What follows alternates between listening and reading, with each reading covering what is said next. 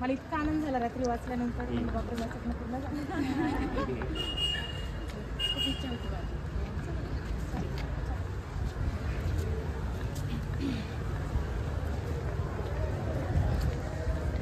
Hi hello नमस्कार. आपल्या सगळ्या यूट्यूब फॅमिलीचं आपल्या आजच्या ब्लॉगमध्ये अगदी मनापासून स्वागत करते. तर आजचा आपला जो ब्लॉग आहे तो थोडासा रोजच्यापेक्षा वेगळा आहे. तर आजचा ना काय आहे की पारनेरचं जे कॉलेज आहे new arts commerce and science हे कॉलेज, इथं आम्हाला वुमन्स एम्पॉवरमेंटच्या फंक्शनसाठी बोलवलेलं होतं. म्हणजे थोडक्यात काय आहे की मुलींना घरबसल्या काय करता येईल किंवा आमची यूट्यूबची जर्नी थोडक्यात सांगावी. म्हणजे काय आहे ना की सोशल मीडिया थ्रू पैसे कमवतात येतात आणि खूप चांगल्या पद्धतीने कमवता येतात, हे थोडक्यात याबद्दल मार्गदर्शन करायचं होतं. कारण आजकाल सोशल मीडियाचा जमाना आहे आणि त्या सोशल मीडियाच्याद्वारे सुद्धा आपण लाईफमध्ये खूप काही करू शकतो. तर हेच याबद्दलच आज एक लेक्चर होतं. आणि त्याच्या अगोदर सांगायचं म्हटलं तर ॲक्च्युली हा व्हिडिओ मी नंतर एडिट केला. तर कॉलेजमध्ये पोहोचल्याच्या नंतर किंवा सगळं फंक्शन वगैरे झाल्याच्या नंतर इथला जो स्टाफ होता, ह्या स्टाफचं यांचं बिहेवियर इतकं छान होतं. स्पेशली मला फार आवडलं. म्हणजे आम्हाला आमच्या सगळ्याच फॅमिलीला, यांचे प्राचार्य, यांचा सगळा टीचर स्टाफ, तर खूप छान वाटलं. म्हणजे असं वाटलंच नाही की तिथं आपण म्हणजे काहीतरी फंक्शनसाठी गेलतो का किंवा मग लेक्चर देण्यासाठी गेलो होतो, असं बिलकुल वाटलं नाही.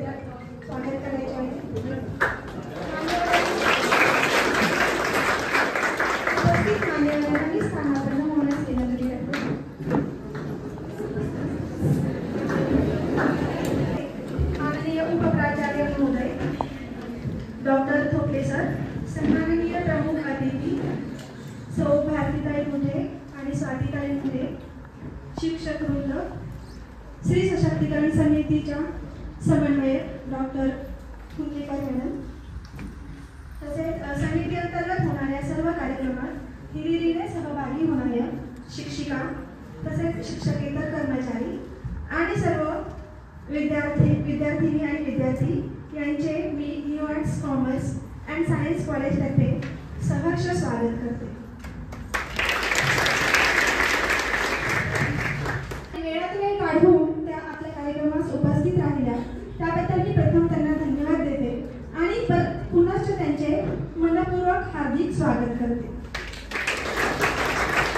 प्रथम कार्यक्रमाची सुरुवात आपण प्रमुख अतिथींचा सत्कार करून करूया.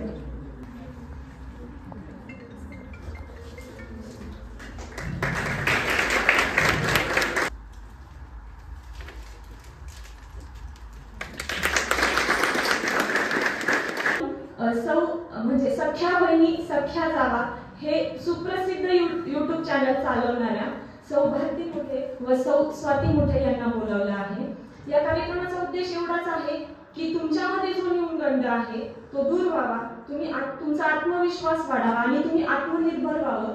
आम्ही तुम्हाला औपचारिक शिक्षण देत असतो, पण त्याचबरोबर आजच्या त्यांच्या लेक्चरमधून तुम्हाला अनौपचारिक त्याच पद्धतीने त्या तुमच्याच आपल्याच भागातल्या आहेत, म्हणजे पारनेर तालुका येथील आहेत. 2 वर्षापूर्वी त्यांनी सख्या बहिणी आणि सख्या जावा हे चॅनल सुरू केलेलं आहे. त्यामध्ये त्यांनी जर तुम्ही ते पाहिलेलं असेल तर त्यामध्ये त्यांनी दैनंदिन जीवनातल्या गोष्टी सांगितलेल्या आहेत. खूप सुंदर प्रकारे त्यांनी त्याच्यामध्ये त्यांची कला सादर केलेली आहे. त्याच प्रकारे त्यांच्या पाककलाकृती असतील किंवा आपले पारंपरिक सण असतील, या सगळ्या गोष्टी त्यांनी त्यांच्या कलात्मक गुणांनी खूप सुंदर मांडलेल्या असतात. तुम्ही त्यांचं पाहावं आणि त्याच्यातून चांगले गुण घ्यावे, आत्मनिर्भर व्हावं, हीच मी अपेक्षा व्यक्त करते आणि माझं प्रस्तावना थांबवते. आता जन्म ऐकण्यासाठी आपण सर्वजण आतुरतेने वाट पाहत आहोत. अशा कार्यक्रमाच्या प्रमुख अतिथी यूट्यूब इन्फ्लुएन्सर, युवा उद्योजिका यांचा आतापर्यंतचा प्रवास जाणून घेऊया आपण त्यांच्या शब्दामध्ये. त्यासाठी मी माननीय सौ स्वातीताई मुठे यांना आपले मनोगत व्यक्त करण्यासाठी व्यासपीठावर आमंत्रित करते.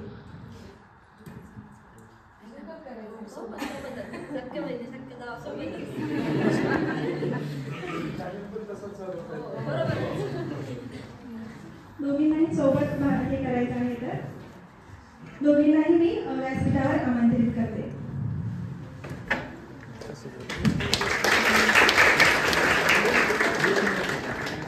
सगळ्यात पहिले की आम्हाला इथे येण्याची तुमच्या कॉलेजने संधी दिली आणि मार्गदर्शन करण्याची आपलं इथे बोलण्याची संधी दिली त्याबद्दल कॉलेजचे मनपूर्वक आभार मानतो दोघींतर्फेही. आणि आपले आलेले सगळे मान्यवर, कॉलेजचा सगळा स्टाफ, प्राचार्य उपप्राचार्य यांचे सुद्धा खूप खूप आभार मानतो. सख्या बहिणी सख्या जावांच्या पूर्ण फॅमिलीतर्फे आणि सगळ्या मैत्रिणींना पाहून खूप छान वाटतं. इथं आजचा हा जो टॉपिक आहे म्हणजे मुलींना इन्स्पायर करण्याचा, म्हणजे थोडक्यात आमची जर्नी सांगायची की आम्ही कशी स्टार्टिंग केली किंवा घरात बसून सुद्धा आपण काहीतरी करू शकतो. जरुरी नाहीये की आपल्याकडे डिग्रीच असावी, स्किलने सुद्धा आपल्याला भरपूर काही करता येतं. आता असं नाही वाटत यायचं की डिग्री सख्या बहिणी सख्याला म्हटलं की डिग्री महत्वाची आहे, स्किल महत्वाची आहे. Of course degree is also important but skill is very important. ठीक आहे, तर कुठलंही तुमच्याकडे कुठलीही कला असू द्या, तिला वाव कसा द्यायचा हे आपल्यामध्ये हे पाहिजे की नाही मला करायचे. आता युट्यूबचंच नाही म्हणेल मी, कुठलीही गोष्ट XYZ काहीही तुम्हाला येत असो. आता युट्यूबची सुरुवात आम्ही अशीच नॉर्मल आणि खेळीमेळीमध्ये सुरुवात केली त्यासाठी. काही ना काही क्वालिटी असते. कुणाला रांगोळीचा शौक असतो, कुणाला मेहंदीचा शौक असतो, कुणाला रील्स काढायचा शौक असतो, कुणाला पाककलेमध्ये इंटरेस्ट असतो. मुलांमध्ये सुद्धा म्हणजे प्रत्येकामध्ये काही ना काही वाव असतो. तसंच जसं की पहिल्यापासून जसं काही काही गोष्टी आम्ही करत आलेलो आहोत, तसं लग्न झाल्याच्या नंतर सुद्धा जसं की ती तिकडे होती, आता युट्यूबचा प्रवास आमचा कसा सुरू झाला. म्हणजे असं नाही व्यवसाय छोटा असो किंवा मोठा असो, कोणत्याही कामाची आपल्याला लाज नाही वाटली पाहिजे. म्हणजे काम छोटा आहे हे म्हणून आपल्याला नको या समोरचा व्यक्ती काय म्हणून आपल्याला किंवा मग बनवून दिलं दुसऱ्याचा विचार करायचा नाही. आपल्यामध्ये जी ओव्हर क्वालिटी आहे ती समोर दाखवण्याचा प्रयत्न करायचा. आणि मग तेव्हापासूनच आम्ही कुठेतरी थोडं दोघी सुद्धा सुरुवात करत होतो. चला काहीतरी करायचं म्हणून सिम्प्लिसिटी मध्ये युट्यूब चॅनल खोललं. त्यानंतर मग व्ह्यूज जात नाही, व्हिडिओज करायचे मॅडम तुमच्यासाठी स्पेशल व्हिडिओज बनवायचे. आता जो क्रिएटर असतो त्याला माहिती असतं की त्याच्यासाठी किती मेहनत करावी लागते. पाहणाऱ्याला असं वाटतं अरे कॅमेरा धरलाय, ब्लॉग बनवताय, सिंपल आहे, पण पुढे भरपूर काही असतं. एडिटिंग असतात, थंबनेल असतात, टायटल टॅग, डिस्क्रिप्शन, अशा भरपूर अशा गोष्टी असतात त्या आपल्याला व्यवस्थित करावं लागतं. आणि दुसरी एक गोष्ट की सोशल मीडियावरती काम करायचे तर मेंटॅलिटी स्ट्रॉंग ठेवू. बरोबर की लोक काय म्हणतील हा विचार कर, आपण लोक काय म्हणतील याचा विचार आपण करायचा नाही. आपण आपल्या मनाला म्हणतो, पण एखादी निगेटिव्ह कमेंट्स आली किंवा निगेटिव्ह काही कोणाचं ऐकलं तर माइंडवर ऑफकोर्स आपला परिणाम होतो. त्यासाठी आपल्या फॅमिलीचा सपोर्ट आपल्याला खूप महत्वाचा आहे. माझ्या मिस्टरांचा आहे, परत स्वातीच्या मिस्टरांचा आहे, आमच्या सासूबाईंचा, यांचा सगळ्यांचे फॅमिली सपोर्ट आम्हाला त्या बाबतीत अगोदरपासून मिळालेला आहे. त्यामुळेच आज खास आम्ही इथपर्यंत आलेलो आहोत. शक्यतो सोशल मीडियावरती काम करणाऱ्या मुलींना म्हणा किंवा महिलांना म्हणा इतका काही फॅमिलीचा सपोर्ट नसतो, पण ज्यांना असतो त्या ऑफकोर्स पुढे जातातच. तर मग सोशल मीडियावरती काम करून पुढे कसं जायचं, तर आपली जी संस्कृती आहे ती जपून रील्स काढणं किंवा व्हिडिओ बनवणं वाईट गोष्ट नाही. सोशल मीडिया इतकी चांगला प्लॅटफॉर्म आहे पैसे कमवण्यासाठी. आज एखादा क्लास 1 ऑफिसर सुद्धा तितकं पेमेंट देत नाही, तितकं पेमेंट आम्ही घेतो. सोशल मीडिया मार्फत आपण घेतलं ना तर खूप काही चांगले, घेतलं ना तर खूप काही चांगले. सोशल मीडिया हा प्लॅटफॉर्म जितका चांगला आहे ना तितका वाईट सुद्धा आहे. पहा आपण युट्यूब वरती किंवा इंस्टाग्राम आहे आजकाल पहा सगळेच आता म्हणजे फॅन झालेले आहेत इंस्टाग्रामचे. आपण मोबाईल हातामध्ये घेतला का आपण फक्त दुसऱ्यांचे रील्स पाहतो, काय पाहतो. पण जर आपण त्याच मोबाईल मार्फत जर युट्यूब चांगलं घेण्यासारखं भरपूर आहे, हो चांगलं घेण्यासारखं भरपूर आहे, तर चांगले पॉझिटिव्ह थिंकिंग वाले आपण व्हिडिओ पाहिले, मोटिवेशनल व्हिडिओ पाहिले की ज्या व्हिडिओ मार्फत आपल्याला काहीतरी करण्याची इच्छा लागली पाहिजे की पुढे जाऊन आपण काहीतरी केलंच पाहिजे. आणि खरं पाहायला गेलं तर आता कॉलेज लाईफ आम्ही सुद्धा याच लाईफ मधून पुढे आलेलो आहे. तुमच्याकडे पाहिल्याच्या नंतर एक म्हणजे पूर्वीचे दिवस आठवायला लागले सगळे की आपण पण कुठेतरी असे लेक्चर ऐकायला. लेक्चर म्हटलं की आता असं तुम्हाला झालं असेल की या लेक्चर कधी संपले लेक्चर आपण, पण आता एक ऍज अ मैत्रीण म्हणून किंवा फ्रेंड म्हणून आपण एक गोष्टी मार्फत तुम्हाला लेक्चर तुम्हाला तुमच्या समोर मांडणार आहे. तर सगळ्यात महत्वाचं की ह्यो जो वय असतं हे तुमचं जे 18 ते 21 जे असतं, तर ह्यो जो टाइम असतो ना याच्यामध्ये आपलं मन जेवढं चांगल्या गोष्टीकडे वळू शकतं तेवढंच वाईट गोष्टीकडे सुद्धा वळू शकतं. पण आपल्याला कुठे जायचंय, वाईट मार्गावर जायचंय की चांगल्या मार्गावर जायचंय हे आपल्यावर डिपेंड असतं. कंट्रोल करणं आपल्यावरती टोटली डिपेंड असतं. कारण त्या गोष्टी त्या कालावधीत पुढे होतातच, पण तो एक कंट्रोल माइंड सेट ठेवणं, आपलं धैर्य काय, आपला फोकस काय, आपल्याला करायचं काय हे जर माइंडमध्ये ठेवलं तर ऑफकोर्स आपण पुढे जाणारच. तर असं नाहीये की म्हणजे लग्नानंतर काही करता येत नाही, लग्नाच्या अगोदरच करता येतं, किंवा काही काहींना असं असतं की शिक्षण मध्ये सोडावं लागतं. लग्न झाल्याच्या नंतर रिस्पॉन्सिबिलिटीज, सासू सासरे मुलं असं सगळं झाल्याच्या नंतर ह्या जबाबदाऱ्या समोर पाहता आपल्याला आपलं काय असतं, आपले जे स्वप्न वगैरे असतात ते कुठेतरी आपल्याला स्टॉप करावे लागतात. पण ते पुढे चालून कम्प्लीट होतात. आपल्या जर चिकाटी, जिद्द आणि धैर्य असेल पूर्ण करायची तर कुठल्याही बाबतीत असू द्या. तर हल्ली काय होते बघा, आता शाळेमध्ये कसं मुलांना आपण म्हणजे शिक्षक मुलांना विचारतात, किंवा आता तुम्ही स्टुडंट आहे, इकडं आपले गुरु बसलेले, किंवा एखाद्या वेळेस आपल्याला स्कूलमध्ये किंवा कॉलेजमध्ये विचारतात. तर शक्यतो स्कूलमध्ये, तर तुम्ही कॉलेजला आहे तर विचारतात तुला काय व्हायचंय ग बाई, किंवा तुला काय व्हायचं रे बाबा. तर कुणी म्हणतं मला इंजिनियर व्हायचंय, कुणी म्हणतं मला डॉक्टर व्हायचंय, कुणी म्हणतं काय ज्याच्या त्याच्यापर्यंत जे सांगते, कुणी म्हणतं मला नेव्हीमध्ये जायचंय, कुणी म्हणतं मला पोलीस व्हायचंय. पण काही जण असं असतात, ध्येय मात्र काही नसतं, आपल्याला काय टोकावर जायचंय, काय करायचं हे माहित नसतं. पण शेजाऱ्यांनी सांगितलंय मला इंजिनियर व्हायचंय म्हणून मला बी इंजिनियर व्हायचंय, असं बहुतेक वेळा होतंय. आता कॉलेज लाईफ आपण 11वी 12वी आता सध्या आहे, आता पुढे जाऊन काय म्हणजे पुढं आपलं काय टार्गेट आहे आपल्या डोक्यामध्येच नसतं काही. हो चालते, चला 11वी 12वी झाली, पुढे ग्रॅज्युएशन करायचं, पुढचं पुढे बघता येईल, आपण ह्या धोरणाने चालतो. पण आपलं पुढे जाऊन एम काय आहे, आपल्याला काय करायचंय हे जर आतापासून तुम्ही डोक्यामध्ये ठेवलं ना तर ते करायचंच. काही हो, किती ऊन वारा पाऊस, किती अडथळे हो, काही हो, पण मला ते करायचं.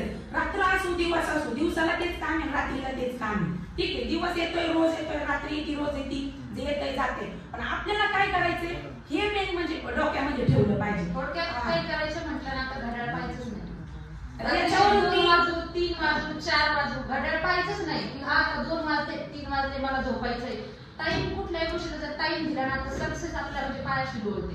म्हणजे एक आमचा पर्सनली अनुभव आहे. तिकडे असताना आम्ही रात्रभर म्हणजे आम्हाला युट्यूब मधलं काहीही माहिती नव्हतं. म्हणजे फोन आलेला उचलणं, बोलणं, व्हॉट्सअप, इंस्टाग्राम, फेसबुक हे अशा काहीही कुठल्या गोष्टीमध्ये आम्हाला इंटरेस्ट नव्हतं.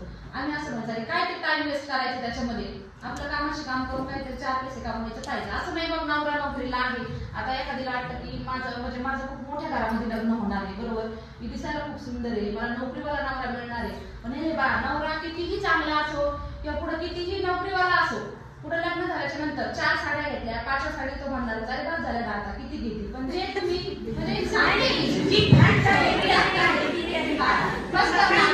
म्हणजे सुद्धा म्हणजे बरोबर म्हणजे खूप हे असणार आहे. मग तुमच्यातलीच एखादी मुलगी किंवा 1-2 अशा असणार आहे की खूप श्रीमंत घरातली असणार आहे. ठीक आहे, माझे वडील एवढे नोकरीला आहे, एवढं म्हणजे करून ठेवलेलं आहे, पैसा आहे, पाणी आहे, सगळ्या गोष्टी आहे, यार मग मी काय करणार आहे. चला असं नाही, आपल्यामधली जी क्वालिटी आहे प्रत्येकामध्ये काही ना काही क्वालिटी असते. ठीक आहे, असू द्या, मार्क्स कमी पडू द्या, देऊ द्या, म्हणजे पेपर एक्झाम मध्ये मार्क्स कमी असू द्या, असं नाही. 50% वाला सुद्धा आणि 55% वाला सुद्धा आज करोडो रुपयाचा मालक आहे. बिझनेसच्या क्षेत्रामध्ये कुणी पुढे जाते, कुणी कोणाच्या परीने कशामध्ये पण पुढे जाऊ शकतं, कारण प्रत्येकामध्ये काही ना काही क्वालिटी ही असते. म्हणजे आता असं नका समजू बरं कधी असं म्हणते तुमचे झाले काय असं म्हणजे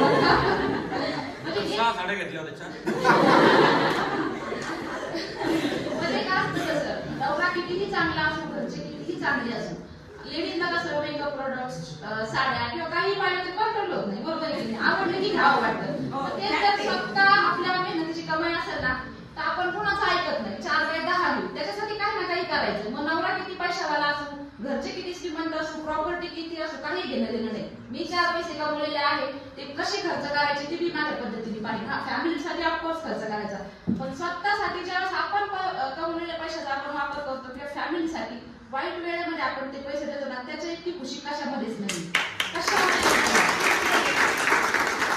आता ही गोष्ट मुलींसाठीच नाहीये बरं का, मुलांसाठी सुद्धा आहे. तुमचं हेच वय आहे की तुम्ही चांगल्या मार्गाकडे आतापासूनच तुम्ही एक प्लॅनिंग केलं पाहिजे की आपल्याला फ्युचरमध्ये या गोष्टी करायच्या, आपल्याला हे केल्याच्या नंतर म्हणजे टार्गेट पाहिजे कोणत्याही गोष्टीचं, टाइम मॅनेजमेंट पाहिजे. या आतापासून आपण चांगले मार्क्स केले तर आपल्याला चांगली नोकरी लागेल. सोशल मीडिया खूप छान असा प्लॅटफॉर्म आहे. जर तुम्ही आपली संस्कृती जपून जर करण्याचा प्रयत्न केला ना तर खूप सुंदर, म्हणजे एक मी जसं की अगोदर पण सांगितलं, आज क्लासरूम ऑफिसर सुद्धा एवढं पेमेंट घेत नाही, तेवढं एक म्हणजे आहेत युट्यूबर्स बरेच, इतकी त्यांची मंथली इन्कम आहे. अगदी पत्र्याच्या शेडमध्ये राहणारे सुद्धा करोडोच्या बंगल्यांमध्ये त्यांनी म्हणजे युट्यूब थ्रू त्यांनी हे सगळे सक्सेस म्हणजे अचीव्ह केलेलं आहे. घेतलं तर चांगलं पण आहे आणि नाही घेतलं तर वाईट पण आहे, स्पेशली मुलांसाठी.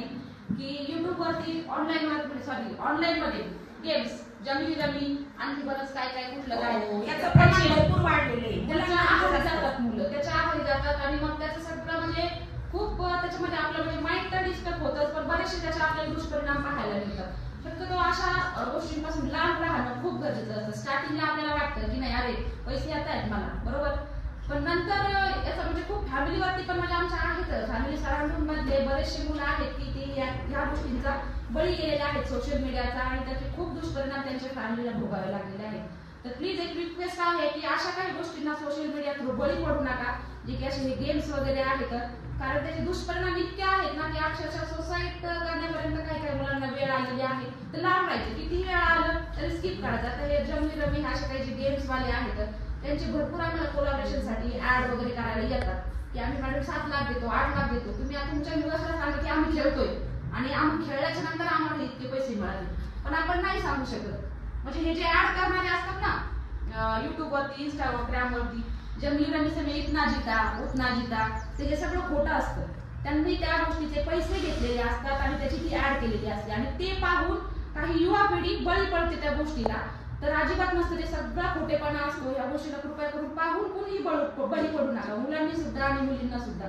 ते फक्त पेड प्रमोशन असतं, थोडक्यात हेच सांगायचे. आपण अर्धा तास 1 तास मोबाईल घेऊन बसतो, इंस्टावरती रील पाहतो, बाकीचे काय व्हिडिओज पाहतो, बरोबर, पण तेवढा अर्धा तास जर आपण चांगले व्हिडिओ करण्यात घालवला किंवा नॉलेजेबल काही गोष्टी काहीतरी घेण्याचा प्रयत्न केला तर ते आपल्या ज्ञानामध्ये भरच आहे ना त्या गोष्टीची. आता तुम्ही जे रील पाहताय, बरोबर, तुम्ही जे रील पाहताय तुम्ही फक्त तुमचा टाइम स्पेंड करताय. रील बनवणारे काय करतात, त्यातून पैसे कमवतात. तुम्ही काय करताय, तुम्ही तुमचा वेळ वाया घालवताय, बरोबर की नाही, है ना? नेट वाया घालता आणि वेळही वाया घालता, दोन्हीही. म्हणजे असं नाही की चांगल्या गोष्टी पण पाहिल्या त्याच्यामध्ये काय तुमचं हे नुकसान नाही. चांगल्या गोष्टी तुम्ही तुमच्या एज्युकेशनच्या काही पाहू शकता. आजकाल नाव वायरायचं ह्या विषयावर 2 दिवस आमची चर्चा. मग म्हटलं सख्या हेच नाव बेस्ट राहणार म्हणलं आपल्या चॅनलला, काहीतरी वेगळं आणि जे रिअलिटी आपण रिअलच जे दाखवणार आहे तर हे नाव यायचं आमचं ठरलं. गेले 18 महिने झाले ना, 20 महिने झाले टोटल. तर तुम्हाला सांगते मैत्रिणींनो आणि मुलांना सुद्धा, तुम्हाला स्टार्टिंगला जेव्हा युट्यूब चॅनल आम्ही सुरू केलं त्यावेळेस व्ह्यूज नव्हते जात, इतकं टेन्शन येते, इतकं टेन्शन येते. जे रियालिटी आहे ते रियालिटी आतापर्यंत दाजींना सुद्धा ही गोष्ट आम्ही कुणाला त्यांना सांगतोय तुमच्यासोबत फॅमिली मेंबर्सला पण माहिती नाही. म्हणजे त्यांना माहिती होतं की चला बनवताय, जसं सांगत होते की तुमचा टाइमपास म्हणून करा, टेन्शन येणं व्ह्यूज जात नाही असा प्रकार काही करू नका. टाइमपास म्हणून करायचं तर करा, बाकी आपल्याला म्हणजे काही त्याची गरज नाहीये, पण तुमचा टाइमपास व्हावं, तुम्हाला कुठेतरी काहीतरी करण्याची इच्छा आहे म्हणून करा. माझा व्हिडिओ बनवला 2-3 घंटे बसून त्याला एडिट केलं, थंबनेल, टॅग, डिस्क्रिप्शन, व्ह्यूज बघतोय 100, 200, 300. मग माझी झेंडूबामची बाटली भरली, बेडरूमला लॉक आणि आतमध्ये मी. आणि व्हिडिओ सोडला की व्ह्यूज जर नाही गेले, आता आम्ही रोज प्रयत्न करायचा आपल्याला काय नवीन करता येईल जेणेकरून आपल्याला व्ह्यूज चांगले जातील किंवा आपला व्हिडिओ व्हायरल जाईल. आम्ही शोध दोघी जणी विचार करायचो, बनवायचो, टाकायचो. नाही व्ह्यू गेले तिची झेंडूबामची बाटली भरी, पांघरून घ्यायचं, डॉक्टर झेंडूबाम लावायचं, झोपून घ्यायचं, जाऊन दे म्हणून. आता करायचंच नाही आपल्याला, इथून सोडूनच द्यायचं. कितीही करून किती कष्ट केले तरी तीच गत होती, तेच रोज होते, त्याच्यापेक्षा करायचंच नाही. म्हणजे मला हे सांगायचंय की जीवनामध्ये अडथळे भरपूर येतात, पण त्याच्या समोर त्याला आपल्याला म्हणजे त्याला सामोरं जाऊन आपल्याला पुढे जावंच. म्हणजे एक सांगते की एक मधमाशी होती, मधमाशीला एक चिमणी म्हणाली की तू इतक्या कष्टाने मेहनतीने मध बनवते आणि मनुष्य येऊन ते घेऊन जातो, मग तुला दुःख होत नाही का? ती म्हणली दुःख तर होतं, मी मध बनवते, पण माझी मध बनवायची जी कला आहे ना, माणूस मध तर चोरून नेतो, पण माझी मध बनवायची जी कला आहे ती तर चोरून नाही नेत ना.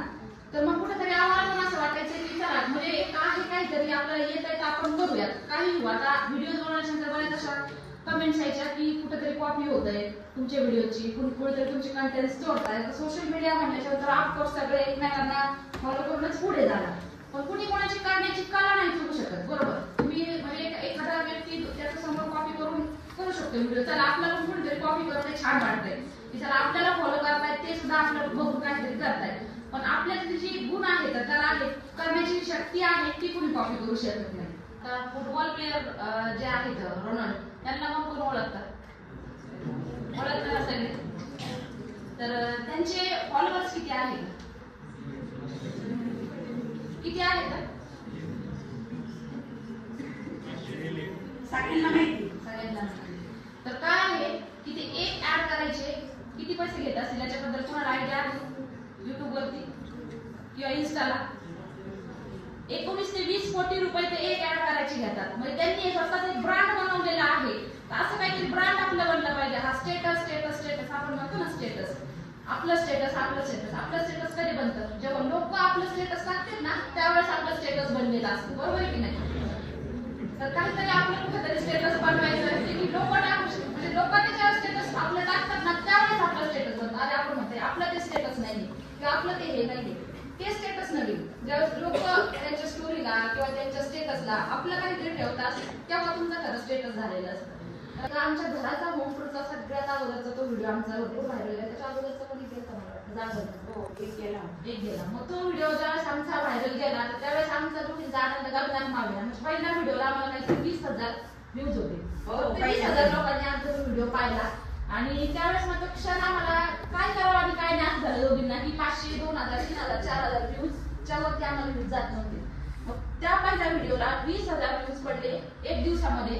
तर कुठेतरी असं वाटायला लागलं की आता काय करावं, म्हणजे असं वाटलं की चला व्हिडिओ व्हायरल झाला. त्याच टॉपिकला पकडून आम्ही पुढे व्हिडिओ बनवायला सुरुवात केली. तर आज म्हणजे ह्या स्टेजला आहे की एक 5 मिनिटात व्हिडिओ आमचा किंवा मग 10 मिनिटात तेवढा जातो आणि दिवसभरात लाखात व्हिडिओ जातो. तर एक आजच्या सिच्युएशनला म्हटलं ना की आमच्या डोक्यात नव्हतं काही. आमचं फक्त एक युट्यूबला आम्हाला व्ह्यूज सुरू झाले, छान छान कंटेंट द्यायचे, चांगले चांगले म्हणजे आपल्या व्हिडिओतून लोकांना काय शिकायला मिळत याच्यावरती आमचं फोकस राहायचं की होता होईल तेवढं पॉझिटिव्ह टाकायचं व्हिडिओमध्ये. म्हणजे एक 15 वर्षाची मुली ते 60 वर्षाची आजीबाई सुद्धा खूप आनंदाने आमचे व्हिडिओ पाहतात. छान छान असे कमेंट्स पण येतात. त्या कमेंट्स आले की आम्ही अजून मोटिवेट व्हायचो.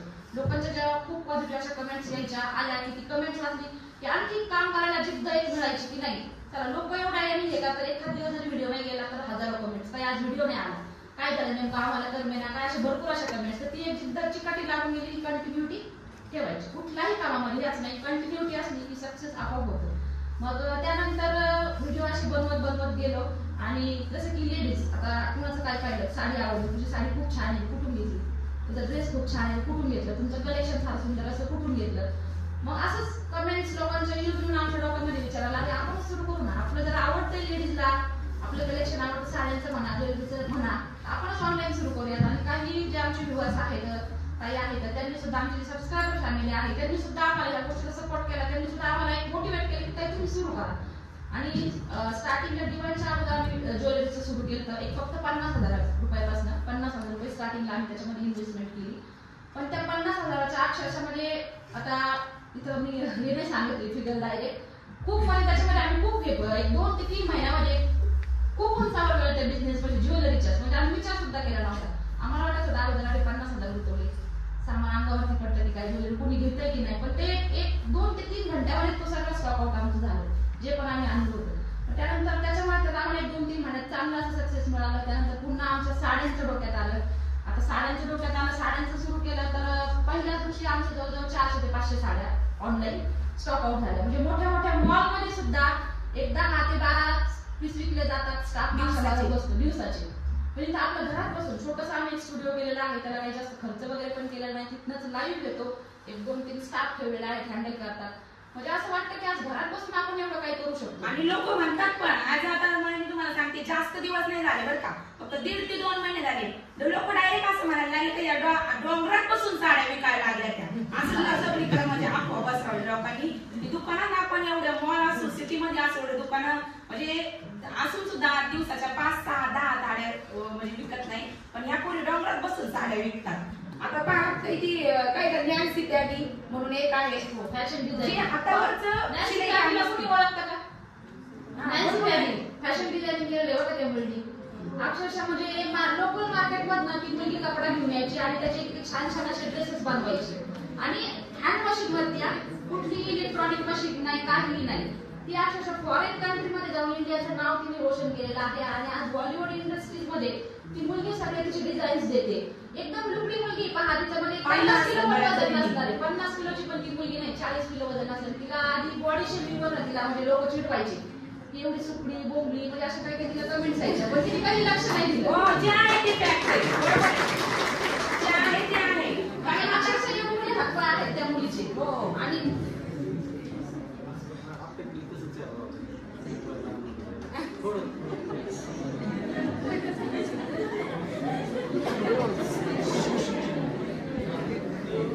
तर एवढी त्या मुलीचे हातपाय आहेत, जर पाहिले नसतील ना मुलींना नक्की पाहणे इंस्टाग्रामला, तुम्ही युट्यूबवरती आहेत तिचे व्हिडिओ. आता मला सांगा की स्वप्नात तरी विचार केला असेल का, स्वप्नात तरी विचार केला असेल का, तर आपण एका पत्र्याच्या खोलीमध्ये राहणारी एक मुलगी हातावर जर शिलाई काम करून आज कोणत्या लेवलला पोहोचलेली आहे. म्हणजे तिथं बरेचसे जे आपले स्टार लोक आहेत तर ते सुद्धा गेले होते तिथं. पण कान्स मध्ये ते कॉम्पिटिशन झालं, माहिती असेल मुलींना, बऱ्याच पाहिलं असेल. पिंक कलरचं त्या मुलीने लॉंग असा फ्रॉक अक्षरशः 1 महिना लागला होता त्या मुलीला स्टिच करायला मशीन वरती. 1 महिना. हा काय म्हणते 5 महिने. हा येस माहिती आहे याचा अर्थ. तर तो फ्रॉक तिने हातावरती शिवला होता आणि हातावर चमकला तो. हातावरती शिवणं नॉट अ जॉब बर का, नॉट अ जॉब. त्या मुलीने रात्रंदिवस एक केलेला असणार आहे. आता आम्ही पण शिलाई काम केलेले, आम्ही पण शिलाई काम केलेले त्याच्यामुळे म्हणजे हातावरती शिवणं एवढा मोठा फ्रॉक. आता तिने सांगितलं असं 5 फीट होता तो. म्हणजे तिला पण वाटलं नव्हतं तिच्या स्वप्नामध्ये की आपण आपला असं पुढे जाऊन काहीतरी फ्युचर पण आहे. आता कुणाचं स्टार कुठं खुलते हे सांगूच शकत नाही. मेकअप आर्टिस्ट वगैरे तिला काही नव्हता, तिने सगळं स्वतःच तिचं केलं आणि तिथं लाखो करोडो खर्च करून बाकीचे सगळे डिझायनर गेले होते. पण ही फक्त 5 ते 6 हजार खर्च करून बनवलेली मुलगी फ्रॉक ती तिथं झळकली. म्हणजे विषय खूप मोठाच विषय झाला ना तो. तर करायची चिंता असते सगळं होतं. एवढं सांगायचं याच्यामधनं ठेवणारे जे लोक आहेत. आता आम्ही जेव्हा स्टार्टिंग केलं आम्हाला पण भरपूर नावं ठेवली असणार आहे. मागं तोंडावर कोणी कोणाला माहित नाही, म्हणजे नाव ठेवू शकत नाही, मागं ठेवतात. पण नंतर हेच लोक समोर बसून टाळ्या वाजवतात ज्यावेळेस आपण सक्सेस होतो त्यावेळेस. आणि मग असं पण म्हणतात आम्हाला माहित असते काहीतरी करणार ते पूर्ण हुशार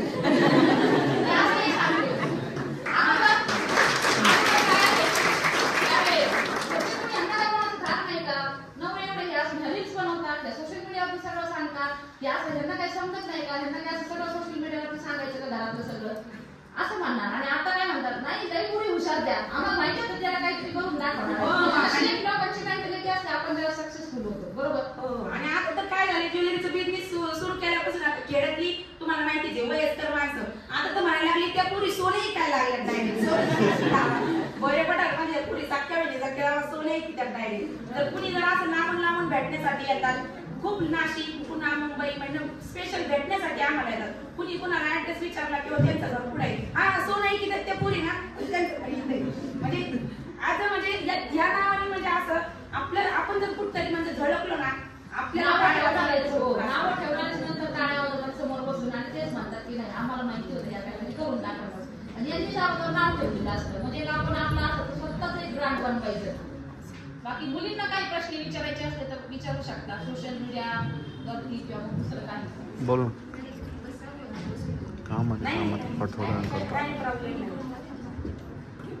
कारण आपल्याला बहुतेक वेळा वाटतं बाजारामध्ये जरी गेलो मार्केटमध्ये स्टॉल जरी बांधलेला असला साहेब बोला आवाजावरून लेडीज ओळखतात तुम्हीच आहेत का, मग आम्ही काढायचा आम्हीच आहे. म्हणजे अशी कंडिशन आमच्या सध्याची परिस्थिती आहे आमची. कुठं गेलो बाहेर लस्सी प्यायला एवढं करतो फोन थोडं म्हणजे कार्यक्रमात होतो लगेच कॉल करतो तुम्हाला 10 मिनिट. हा ती डायरेक्ट येऊन एक पहिले तुम्हाला सांगते आपलं तुलसी सिंग लस्सीवाला सगळ्यांना सॉरी तिथे लस्सी पित होता दोघींचा स्टाफ बांधलेला होता बरं का. नॉर्मल फक्त लस्सी प्यायला तोंड खोललं हिच्या आईला आणि व्हिडिओचं हिच्यासोबत काहीतरी बोलत होतं. ते बाईनी पाठी मागून ऐकला आणि पुढून मागून हो तुम्ही सत्यवेळी सारख्या गावात हो बाई सत्यवेळी सारख्या गावात.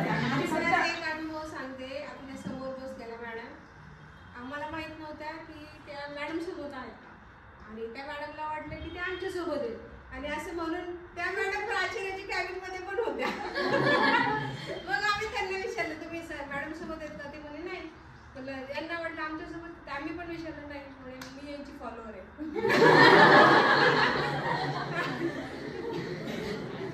म्हणजे त्या कुठून आल्या काय तुम्ही हिंगोलीवर आल्यात त्या.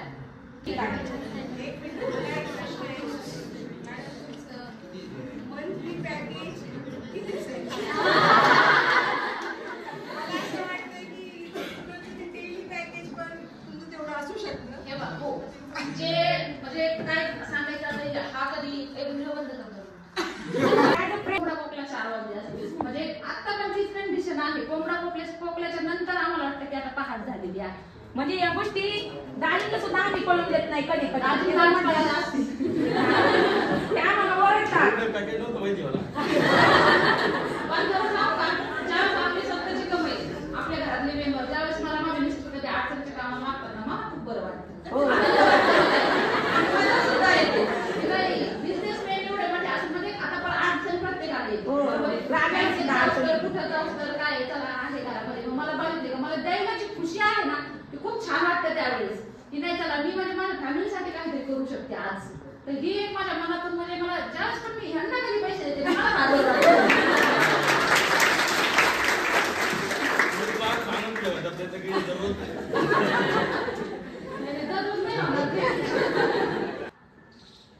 मी मॅडमला सहज खाली आम्ही ऑफिसमध्ये बसलो असताना मी मॅडमला म्हटलं की माझी मिसेस तुमचा कार्यक्रम दररोज पाहते. या तिघींचा कार्यक्रम पाहिल्याशिवाय आमच्या मॅडम झोपत नाही. आणि एक दिवस असाच कार्यक्रम पाहत असताना मीही मॅडमचे 2 प्रोग्राम पाहिले. एक होता मेथीची भाजी आणि दुसरं होतं गणपतीच्या काळामध्ये गणपतीला दिलेली विजिट, त्यावेळेस असलेली गर्दी. ते 2 कार्यक्रम मी पण पाहिलेले आहेत. कधी कधी आपण दिवसभर इतके व्यस्त असतो तर विरंगुळा म्हणून आपण काहीतरी युट्यूबचे चॅनल पाहत असतो. रील्स पाहणंही चांगलं आहे, एखादं मुलाखत ऐकणंही चांगलं आहे, युट्यूब पाहणंही काही वाईट नाही. पण प्रत्येक गोष्टीला मर्यादा पाहिजे. मॅडमने त्यांच्या भाषणामध्ये सांगितलेलं आहे की कोणताही व्यवसाय हा काही लहान नसतो, फार मोठाही नसतो. व्यवसायामधून खूप प्रगती करता येते. तुम्हाला